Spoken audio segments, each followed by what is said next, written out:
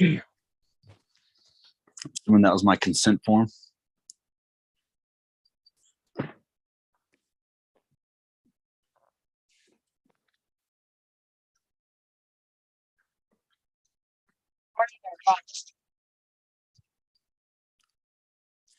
What's up, Crash It Nation? This is Jonathan Wood. This is episode number 35 on the Crash It podcast. We thank everybody for tuning in. This episode, we're going to be featuring Brandon Thompson. We're going to be talking about some news and highlights from the last weeks, and we'll have a discussion topic picked out. We're going to talk about driving styles, the different types of driving styles that you see across the United States within demolition derby and figure eight racing. I'm going to start off today. We're just going to talk about some news that we got going on. So let's see here. On February 17th, we have the Indio Derby. It's $15,000 stock class purse. $7,000 to win. That one's second place. Will pay $3,000. Third is $2,000. Fourth is $1,000. Mad Dog $1,000. If you win your heat Mad Dog, like if you get the heat Mad Dog, it's $500 per heat. They're going to have flyers up. This is going to be in Arizona. The Tour of Destruction kicks off with the 2023 Van Demolition Derby in Tampa, Florida at the Florida State Fair on February 17th. Starts at 6 p.m. and they're going to have another derby on February 18th as well.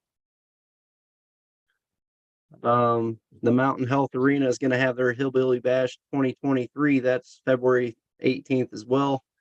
So we're going to have 3 shows across the United States. The third one on February 18th is your Carolina Derby Promotions. February 17th and 18th. That's the Palmetto Destruction. Demolition Derby Life.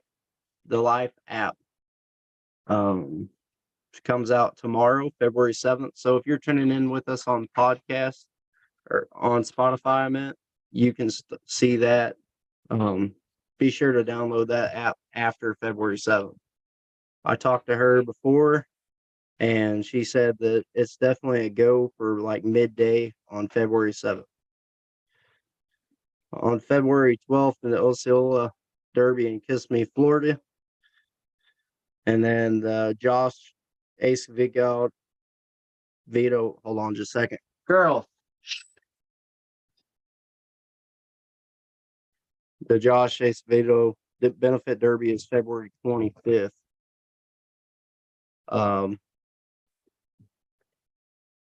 Let's see. The Limited World Tournament is now going to be just a one-shot deal for the No Mercy show. They also added a heavy and full-size 3/4 ton and 1 ton trucks. They're allowing full cradles and kickers on that as well. So that's the news for this week.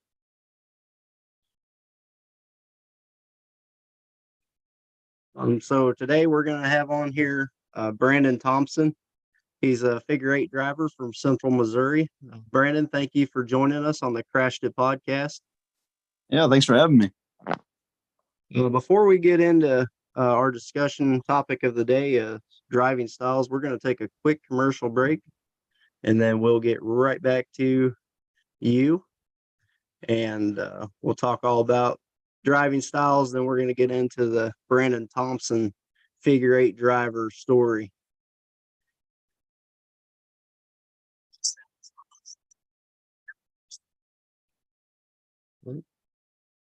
My bad.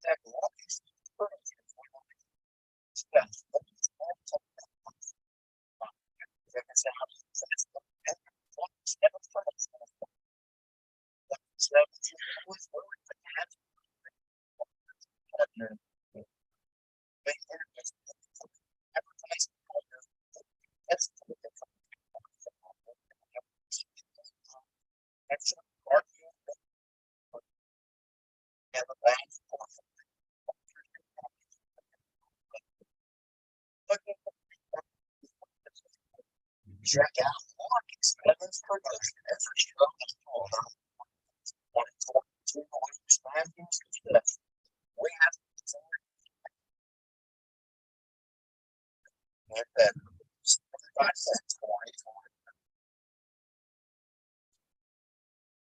right, we're back. And I want to give a shout out to Swag's Demolition Derby Shop. They're on the chat with us live on YouTube. They wanted to know what the topic was. So the topic today is we're going to talk about different driving styles and how they change. Just something whenever I was derbying, before I got to a show, usually I had an idea of how I was going to drive. Sometimes people call it money driving or sandbagging. Sometimes I went to the Derby thinking, man, I'm going to try to win tonight. And I would try to drive. To me, I feel like there's a difference in driving when you call money driving and sandbagging. To me, sandbagging is when you're in a corner or somewhere on the track, just backing up, maybe tapping a car. Money driving is when you're aware of what's going on around you, but you're still making shots to disable other cars. And I think that's something that I wanted to mention as well. Also, like, I don't know if you guys seen that the drivers list are out. I think sometimes it changes by the way who's at the show or who's in your heat. I know back in the figure eight days, if I had Jerry, Kurt's buddy, in my heat, I would have to freaking watch my back. So I would take the corners, like I'd start looking out the back window before I even took the corner to make sure I didn't get sideswiped or T-boned. And that was something, back in the day, depending on who was in your heat in the figure eight race, that you might change the way you drive. Brandon, do you ever have any different driving styles, or do you have a idea how you're going to drive when you show up to the figure eight track? I mean, I try to run as clean as I can. I mean, apparently I need to change my styles because, I mean, it doesn't put me in a lot of A mains. So I need to figure out that part for sure. But, I mean, like I said, try to race clean, smart, stay close to the tires you can. But the main thing is to stay clean and smart with it all and not try to be too reckless with it. Yeah. And another thing, last year we got to see for Central Missouri, in the past years, Henry Ray stuck out to me last year. In the past, he showed up to a Derby. You were thinking like, oh, he's just going to go out there and mad dog till his car can't go anymore. And last year, I felt like we seen a whole new style coming from him where he actually showed up and he was there to do more than just, put on a show. He was there to put on a show and try to win at the same time. And I wanted to comment on that because it seemed like last year he'd show up to some derbies. You didn't know if you were going to get the Mad Dog Henry or the I'm here to win Henry. And I thought we just got to see quite a bit of different strategies that played into that. I don't know if it was played into who was at the track that day or if he felt like his car was set up better than other times. I know one thing that driving styles can change is when you're on a derby track. And for instance, Blizzard Bash 2022, when Joshua goes out there and cracks his radiator right off the start, he was ready to get down. He just got stuck. I think he was about to turn it up, but if something goes south right off the bat, you might have to change your style up. A lot of people try to break their car before they break an engine. So that's just something that we see. Another thing that changes the way you drive is the track conditions. And I think track conditions play a big role into what kind of driving you're going to be doing on the derby track or even the figure eight track. It could change your on the figure eight track. If you're on a muddy track, you're going to try to slide into the corners a lot sooner, or you're going to try to find a dry spot that helps your car go better. But like on a derby track, there might be parts of the track that are swampy that you're going to try to stay away from. But on the same token, you might try to push cars into that swamp area to try to get them stuck. Swag, you're no sandbagger, though. You came to Eldon and you were the wheelman for sure. So But if anyone else has anything to comment on driving styles, we'll wait for just a second, and then we'll get to Brandon. Brandon, how'd you get started with figure eight racing? I think it would have been the spring of 2016. I was down at Gary Jones, a good family friend of ours, and I'd always been around figure eight demolition derby since I was young with him. And I went down there, and Jarrett Hatch and him had just finished building a car. It was a little tiny Ford Aspire. And Jarrett was like, yeah, I just bought this Cavalier, whatever. And he was talking about selling it to me. And so I was like, okay, let me go talk to mom and dad. Because, then at the time you had to have the parent consent form and everything. So I'd have to check with them, make sure they were fine with me running it. And they were. So the next, I think, week or something like that, I went down and I gave Jarrett the money. And we got it ready to roll and took it down to West Plains, I think was its first one. And I actually made my feature that race. But of course, West Plains, you never get a big car count for figure eight guys down there. I mean, it's kind of like Troy, Missouri, it's just such a far drive. No one really wants to take that travel. But after that, I mean, it pretty well just kind of stuck to me. And I just, it gets you that adrenaline you want to feel every time you get in that car. And it's just pretty good at feeling there. Right. So when did you start? Like, what year was that? 2016.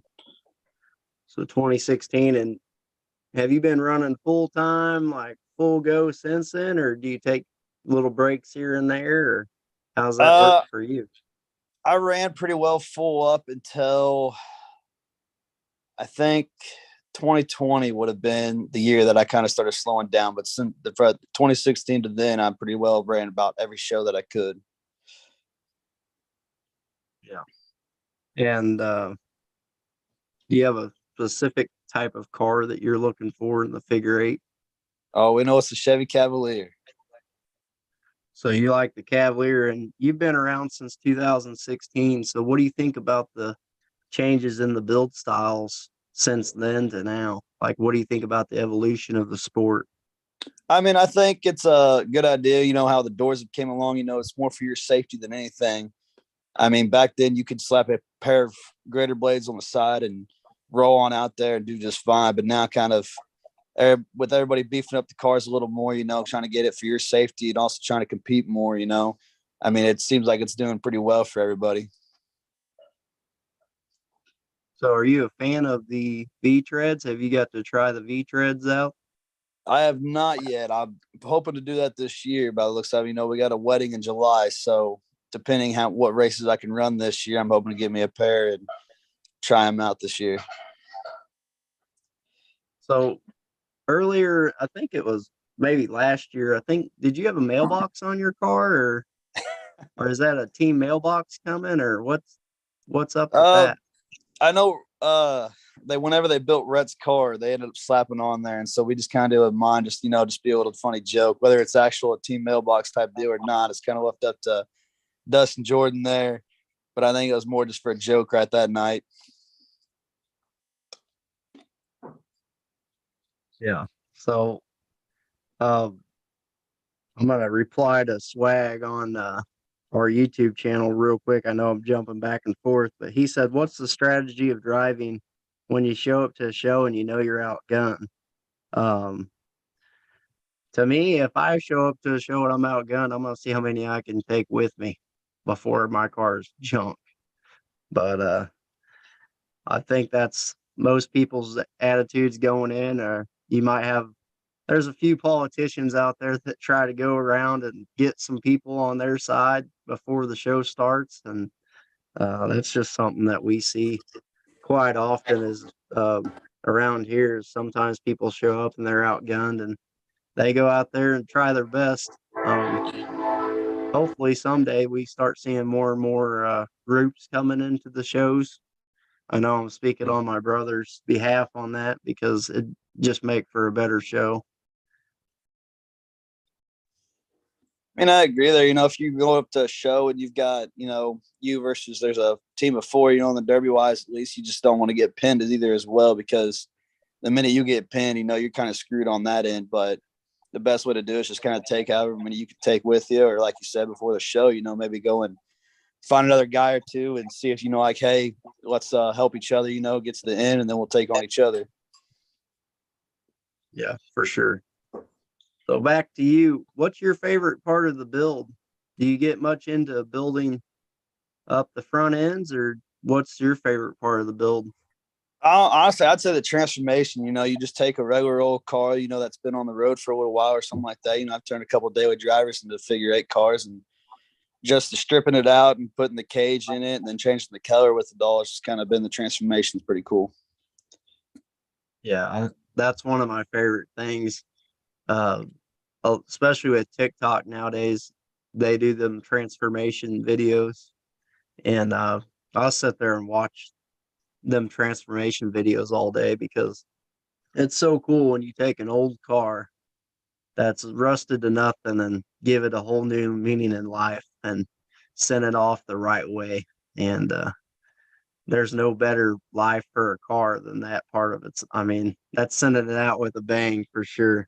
Um, I'd like to see the ingenuity across the sports, especially in demolition derby. Just recently, what we see guys are doing, they're adding pressure points and they're thinking of so much geometry that goes into it that anyone off the street probably wouldn't even think of. There's just so much knowledge that people don't even think about that goes into these cars that you sit there and you're wondering, what do these people do for a living? Like, are they engineers or what? Because these guys are just showing up with the thought process behind what they're doing. You'll ask them about it and they'll just tell you, like, well, if I take a shot at this angle, it'll keep the front end from going up on that side or something like that.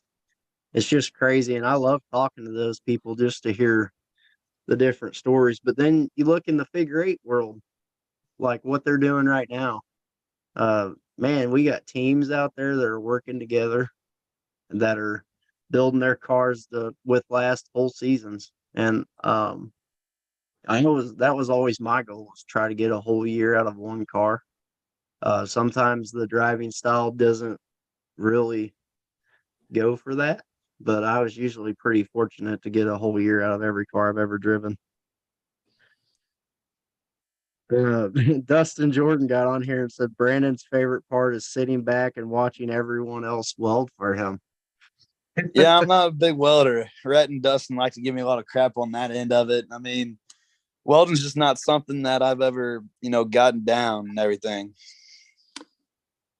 Yeah. Well, there's been times where I've not been the best welder either. There was a video from like 2000, look at that check, 2014. My whole car was coming apart on the graveyard smash. I lost 5 body panels and a bumper all in one race. So luckily, between then and now, my welding's gotten a little better. Right. I'm gonna say, I know the night before California fair last year, we were kind of finishing up the last touches, and then I had this little welder here, and it just wasn't getting the job completely done. And so I was talking to Dustin. He's like, "Yeah, just bring it out in the morning." And we just went out there, and he welded it all up real quick for me. Yeah. So you've built figure-8 cars since 2016. Have you ever taken part in the last night destruction, like total destruction derby with the figure-8 guys, or have you set them out? I've sat them out pretty well. I mean, usually by the end of the season, either the cars, completely done where it sometimes don't make that last race, like that Ford Aspire.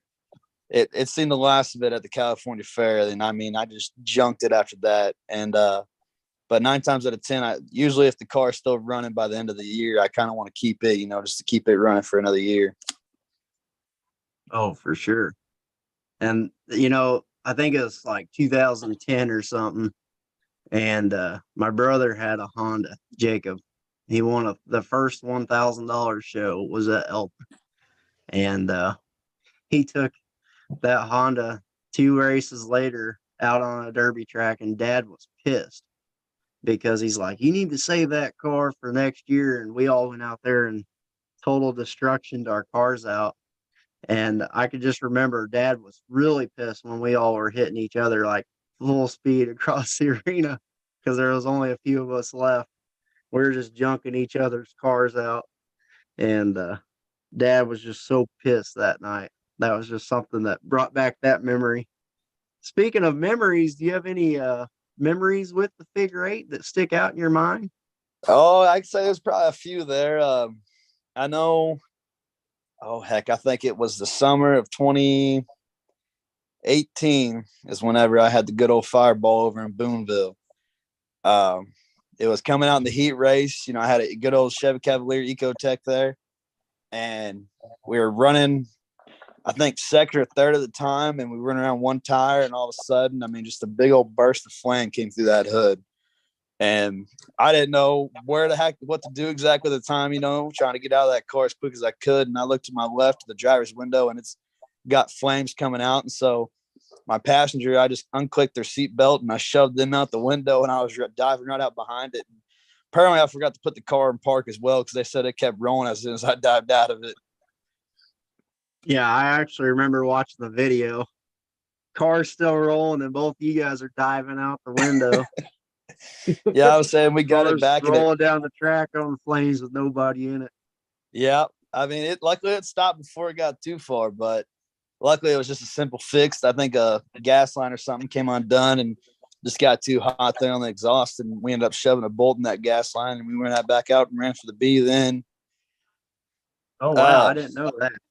Yeah, she made it back out the track that night. You're crazy. Then I know another memory. Rhett Kiesling definitely does not like this one. It was the fall of summer of the 2018 there season, and we were running Russellville, and Rhett had a wedding that night, and he just bought this figure eight car. He just got started into it, and it was a 5-speed, and I was just wanting to run that night. I just wanted to run.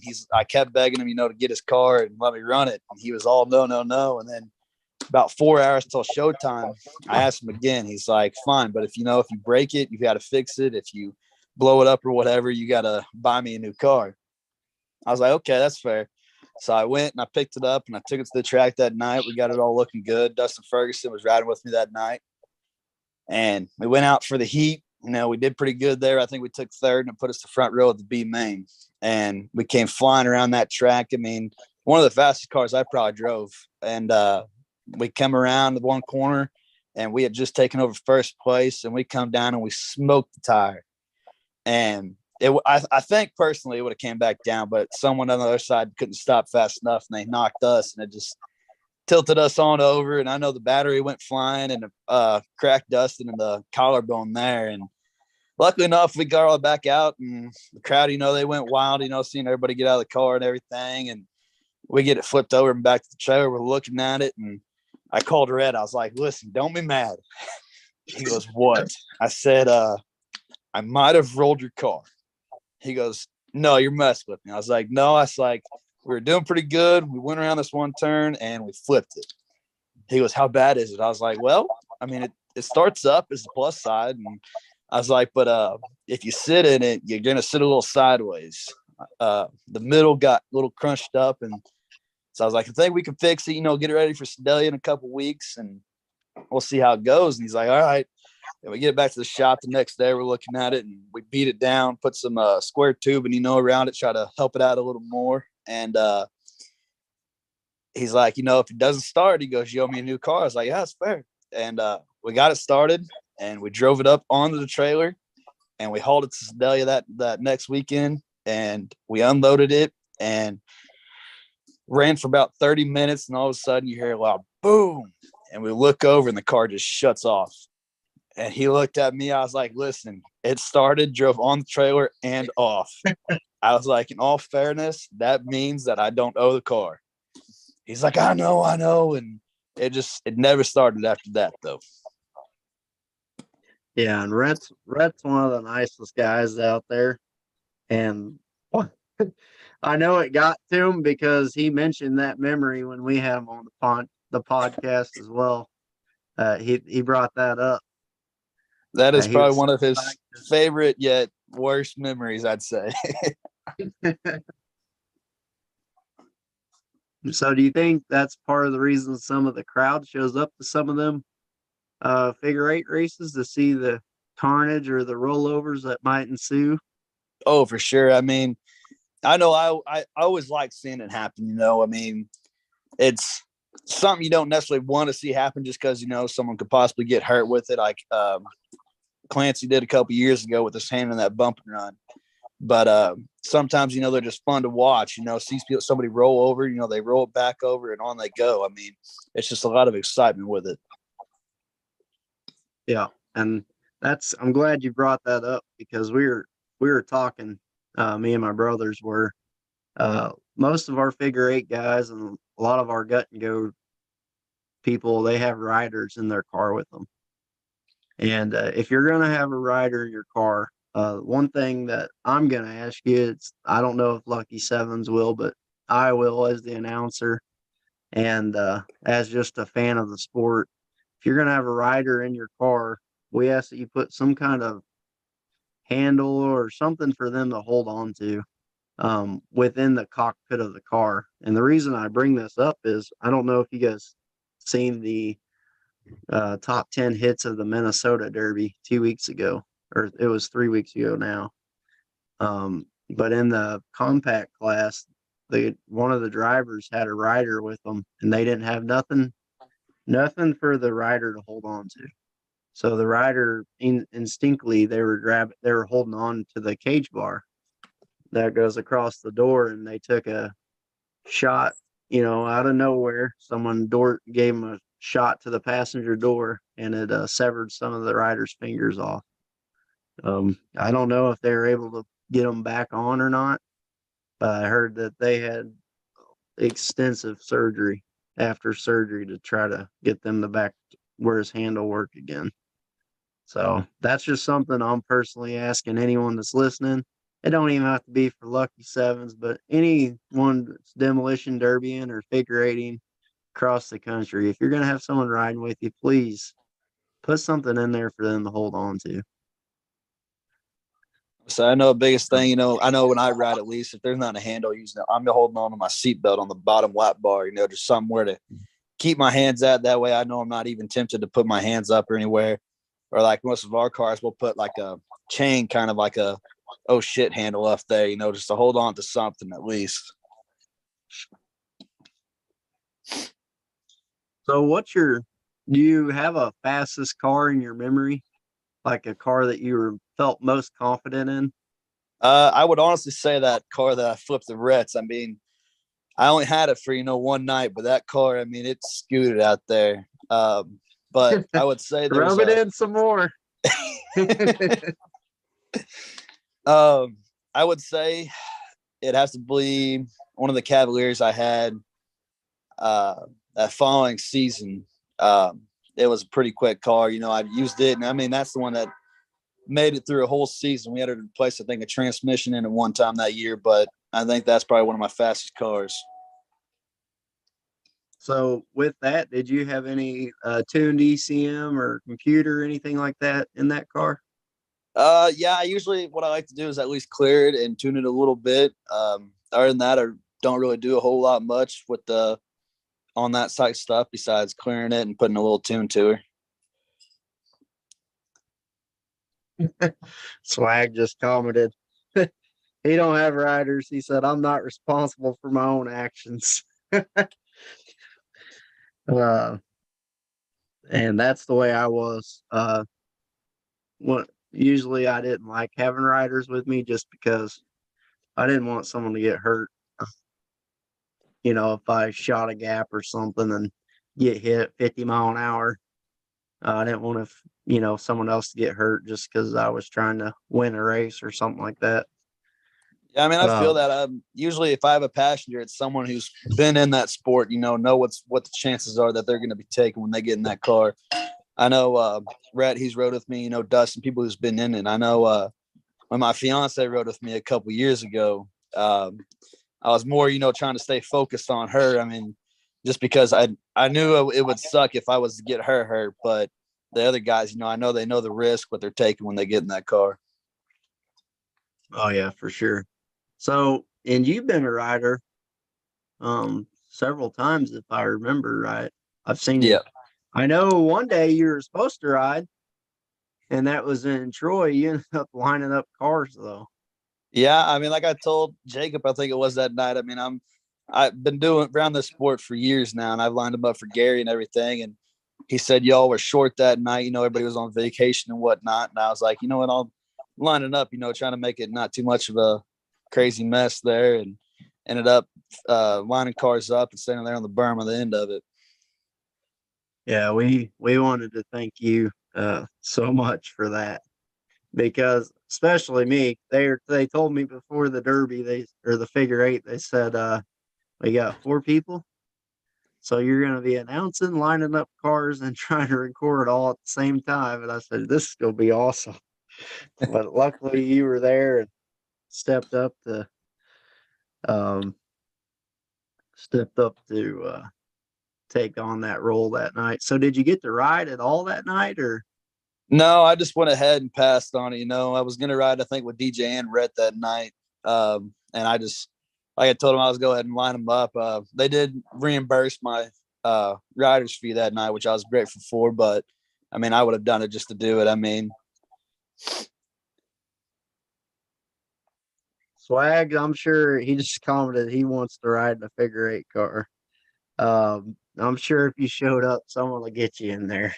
there's usually open seats all the time. I mean, I know I used to hop from seat to seat with the My Rider band. I mean, Oh yeah, I remember. Uh, heck, I remember being in the staging area half the time, and people would be like, "Hey, can I jump in with you?" I'm like, "If you do, it's on you." If I had a passenger seat, I didn't really care. I just told them, "That's on you if we get hit." so I know in the features, especially, you know, you look in that lineup people have got, and you see an open seat, like, hey, can I ride with you? Can I ride with you? I mean, I've rode with quite a few of the drivers that are running now. I'd say it's always a blast, no matter what. So, are you a lucky rider like Clinton Hartley, where people are like paying you pretty much to ride with them, or It pays off sometimes. I know I rode with a couple drivers. You know, they've always put themselves in the top positions. I think I rode with Blaine Tobin. You know, he placed in Russellville one year. I rode with DJ, and he's placed a few of them that I rode with him in. so when you ride with people, do you pick up on like their driving style? Do you learn from their driving when you're riding with them? Yeah, I try to, you know, kind of see how they do it, you know, their techniques and their style of driving with it all. I mainly, you know, just trying to sit over there and shut up, you know, let them do their thing. But I mainly watch, you know, see how close they get to the tire, you know, what they do when they got cars coming through the intersection, you know, watching to see how they do it. I got a question. I just thought of it. Every person that's been in the figure eight sport or demolition derby, they have that one hit that they've either given or taken that stands out in their memory bank. Do you know like the hardest time you either hit someone or been hit by someone? I've had a few of them, you know, I try not to lay the hits at least, but I was, I think it was a running at Fort Aspire in California one year, and there was a guy, you know, who hadn't ran before, it seems like, and we were met at the intersection, and I tried to beat him out, and he smoked us pretty good. And my passenger, he bounced his head off the ceiling. You know, that Spire just sat so low. He ended up being all right. And then there was another one in California. My buddy's fiance had just passed away, and we made a memorial car for him and everything. And he was running it, and we were coming around the intersection, and this other car, Taylor Fast, coming the other way. And neither one of them, they're like, you know what? Neither one of us is hitting our brakes. And we smoked pretty well head on, and it put us on the dirt berm and knocked my driver out that night. But he ended up going to the ambulance, getting checked out, and he was good. So, Oh yeah. That's one of my favorite parts is the mind games that go into just crossing the center. Heck, I remember a few years ago back in Columbia, I think I was ahead of Jacob or I was right behind him, but somehow we met in the center and we both thought we were going to stop. And we both bent each other's cars like really bad. And I'd want to say I got the worst end of that deal, but he might.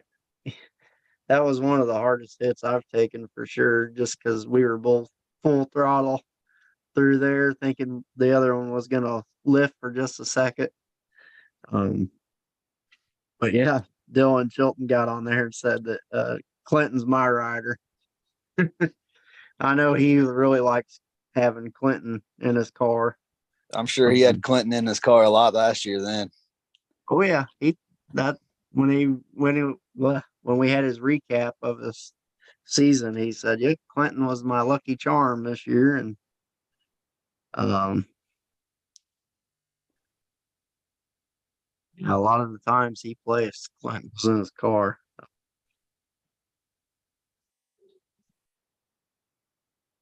So, what's one piece of advice that you would give to a beginner that's coming into the figure eight sport? Don't come in and think you're going to dominate. I mean, I'm not saying it's going to take forever, but it's going to take at least a couple races, just to get the hang of it. I mean, just go out there, clean, race clean is the biggest thing. We see a lot of these rookie drivers come in and they just go balls to the walls, and all they're doing is wrecking people more than anything. It just pisses the people who's been here for a while off. And I mean, like I said, the biggest thing is just to watch and learn, and see how others do it and follow in their footsteps, kind of. Oh yeah, I want to say that's probably one of the biggest changes that we've seen over the years. Because I remember my first year, I was driving Jacob's Toyota Celica, and first race was California, and I junked that car. I was there to put on a show. I even told everybody I'm going to junk it. Part of the reason was I was still, it was a 5-speed car, and half the time I forgot to even mess with the clutch or anything, so I just held it to the floor. I didn't want to have to kill the car or anything.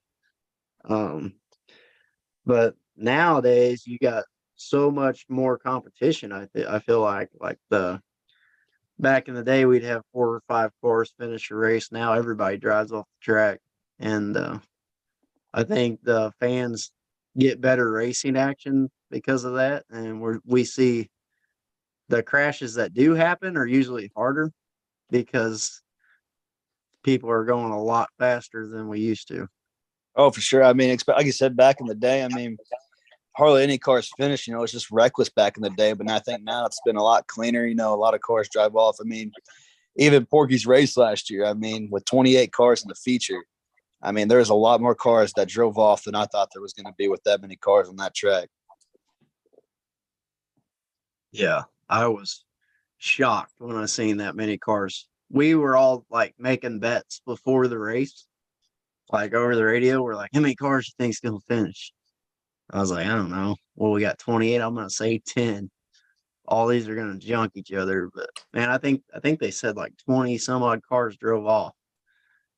There was only like 7 or 8 that got junked.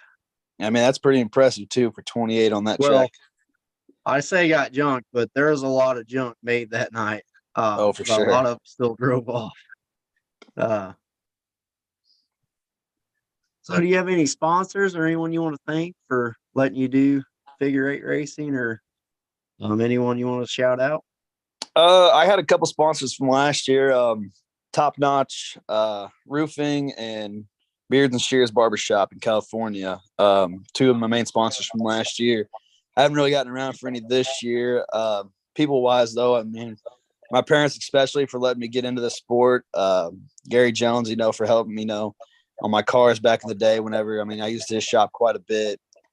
My guys that helped me a lot, Rhett and Dustin and Jordan and Dustin Ferguson and them, and Nate's helped me quite a bit with it all too. And then especially my fiance for letting me do this still with everything. I mean, our backyard right now probably looks like a junkyard, and I know she's probably not too happy about it, but yeah, they get over that. So what's 96? Is that your number? I've what jumped a lot of numbers, but 96 is kind of what I stuck with. Is the first number I ran back in 2016. Someone's like, "Oh, you got to have a number on the car," and I was like, "Okay," and I just went with the year of my pickup I had at that time, a 1996 Chevy half ton. So I was like, you know what, we're gonna go with 96. We're gonna run with it here. Awesome. So this segment is called "A Picture's Worth 1,000 Words." Earlier this week, I sent Brandon a request to send me 5 pictures that were meaningful to him, and I believe you can see the first one I've got on the screen. Is that correct? Yes. Can you kind of explain what this picture is and why it's meaningful? So this is last year's hobo race at the California Fair. I mean, it just it meant a lot because I've never actually placed in a figure eight. Granted, yeah, there was only, I think, 10, 12 cars that year, but I mean, just to get some hardware for once and be back on the track after 2 years pretty well running. I mean, it just felt good to be got behind the wheel that night and play somewhere there. And that car was on a rail that night. It I was. remember watching you. That is definitely one of the Yeah. cars still sitting in the backyard, and I haven't decided if I'm gonna keep it a hobo one or if we're gonna go ahead and beef it up some more and get to the main show this year. Yeah, and for anyone that tunes in or watches this later, or listening on Spotify, basically our hobo. When we say hobo, it's just basically like a stock built car. I have a picture up on YouTube right now. You can see he's got the hood wired shut. Nothing covering the radiator. He just has a bumper on there. Stock DOT tires. You're not allowed like your implement tires or anything like that. So, all So I right, think good. that one we pretty well just threw some C channel in, some greater blades on her, and we called it good. Yeah, I see the greater blades on the door. But you have a halo, so that's the main good. thing.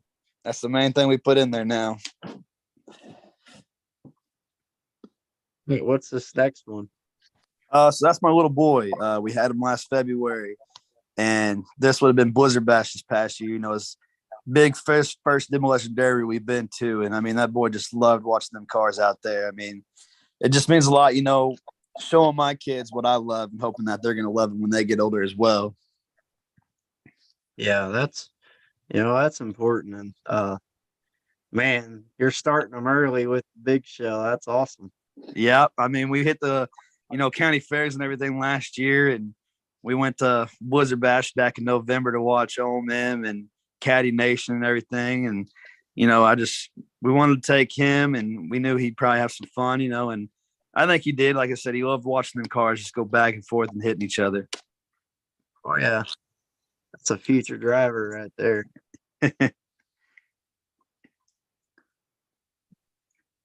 What about this next one? That's my little girl. We went to Corey Jenkins' house that night to work on a car, and she wasn't really having it at first. And then we kind of just handed her a wrench, and she just kind of went over there and started tinkering with the car. And I mean, she was just loving every bit of it. And like I said, just sharing these memories with my kid is just something that means a lot to me. Yeah, and I want to point out that it's special.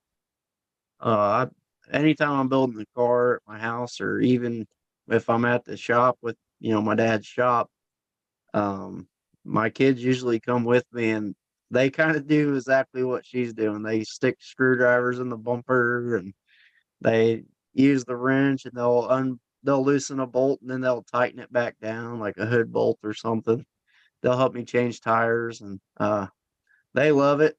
They've been doing the Power Wheels the last couple years, and my 8-year-old, she's getting ready to turn 9. She was saying, "Man, I'd really want to race with the 10-year-olds this year, but we're not going to let her lie her way into that age group. She's going to have to wait one more year, but we've already got her a car picked out for that." So yeah, it's what I'm mainly waiting on, to see. She's got 6 years to go, 6, 7 years to go until she can get in the youth. And if she wants to, I mean, I have no problem, building her own car or letting her run one of mine in it if she wanted to. Yeah, it's an experience. Even if they don't like it, it's something they'll never forget. So it's always fun to try new things. All right, what about this next one? So it looks like it's me and Rhett. Rhett, I didn't really know him until the figure eight world kind of happened, and we just kind of came to be best buds since then. I've helped him work on his cars, and he's helped me on mine. And just one of the first friends I made in the figure eight world, and we've pretty well stuck through it all together. Yeah. That's one thing that I'll say about demolition derby or figure eight. The people that you meet and the friends you make, they last a lifetime. And there's really good people in this sport, and everyone's always willing to help each other, especially when your buddy lets you drive a car that you roll over. But Swag said that his 11-year-old builds all his Lincolns for him. That must be why it's so far along. I've been watching your build through Snapchat. It's looking good. I believe Swag's going to be running Spring X or something.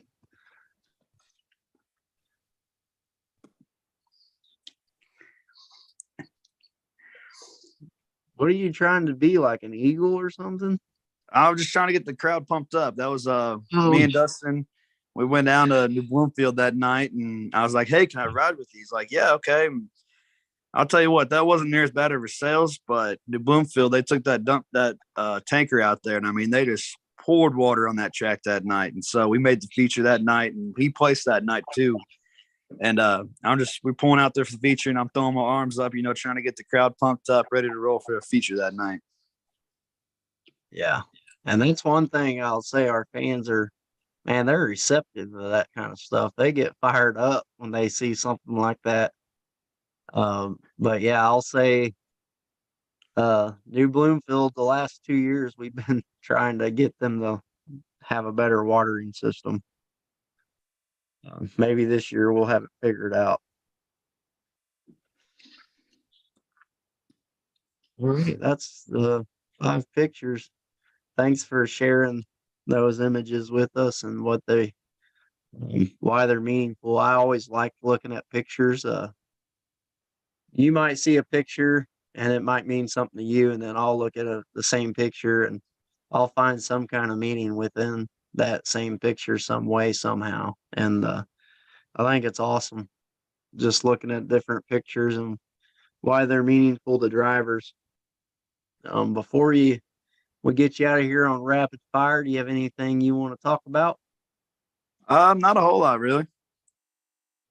All right, you ready for some rapid fire questions? These are I guess so. Just quick answers. Joshua is usually the one that does this. I'm just gonna wing it.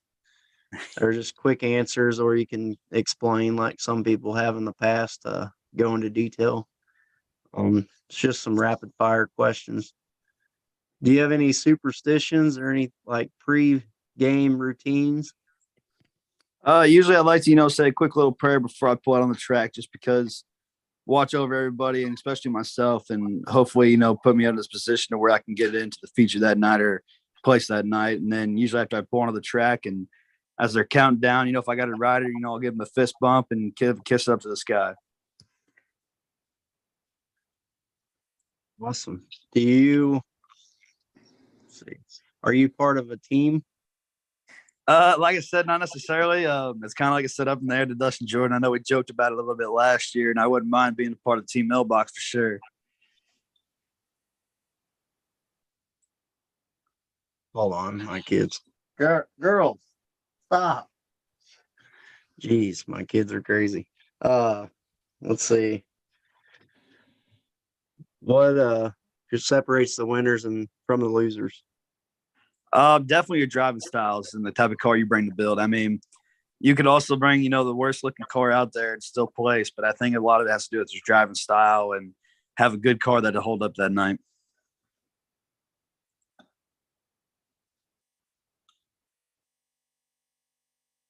Oh, I'm sorry. Swag said he's running the Wicked Team Show. That's right. Couldn't remember. It's coming up pretty quick. That's the same weekend as Peoria. All right, let's see here. Well, I'm just winging this. Let's see.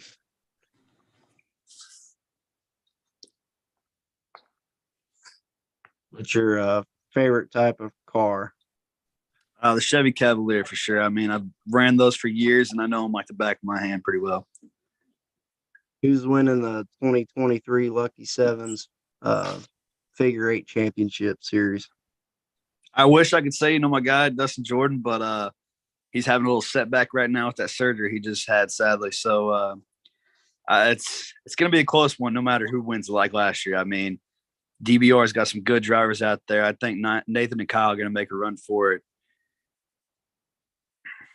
If you could induct one driver into the figure eight or demolition derby Hall of Fame, who would it be? Oh, that's a tough one. I mean, I would definitely go with Nathan Dummermuth or Dustin Jordan. Awesome. What if you had some walk-up music or a song to drive into the track to? What would be playing as you're coming into the track? I'm definitely going to go with Wild Thing. You never know what you're going to get that night. Awesome. So have you ever played sports or anything like that? Yeah, I played baseball and basketball and track throughout my high school, and now I'm playing slow pitch softball. And do you feel like some of the competitiveness from sports transitions into the figure eight sport? Oh, for sure. I'm big in the competitive world. I mean, I'm no matter what, I'm going out to try to take first that night. Do you have any on-track rivals? Not really. I mean, I try to stay friends, with everybody. I mean, that's the biggest thing is you don't really want a rival out there, or else it could be bad for that night if you end up with the same heat as them. But I try to stay clean, like I said, make friends as much as I can. Where's Brandon Thompson finishing this year? Uh, What's your prediction? I'm not going to go too high. I mean, like I said, we got that wedding in July, saving up money for it, but I'm definitely going to try to make some races out there. I mean, I'm hoping top 50, I guess you could say. I mean, heck yeah, those are high goals. But yeah, that's all I could remember off the top of my head. We appreciate it, Brandon. Do you have any last words or anything you want to say? No, I don't think so, sir. Well, we wish you good luck this year on the shows that you show up to, and whatever your future plans are this year. Congrats on the wedding. I'll be the first one to say that. Thank you. I know I look forward to running this year, be back on the track with everybody. If I'm not on the track, I'll sure as heck be in the riding seat or in the stands. Yeah. Awesome. All right, we'll see you out there. Russellville's our first show, and I don't know if you'll be there, but we'll see you around somewhere. That's definitely the plan to be there that night. Thanks for coming on the